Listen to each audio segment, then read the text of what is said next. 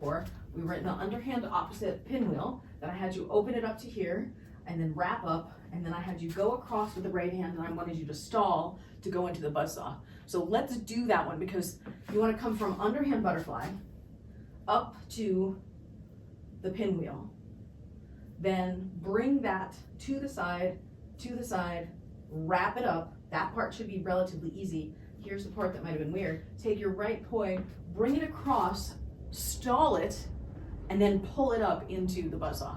So let's do that sequence a couple times. So pinwheel, we're in, okay, underhand butterfly, up to, I think we did butterfly to angel, then I had you do the pinwheel, then I had you do the pinwheel extension, extension, extension, extension, back to the pinwheel. Now bring the right arm down, bring the left arm down, wrap the two of them up, then cross the right arm, stall it, and then pull it into the overhand buzzsaw.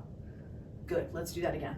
So from the underhand butterfly and angel, angel, angel. Now come up to the pinwheel, pinwheel, pinwheel. We'll do extension right, extension left, extension right, extension left, and then come down, wrap it up, bring the right one across, stall, pull it up into the overhand buzzsaw.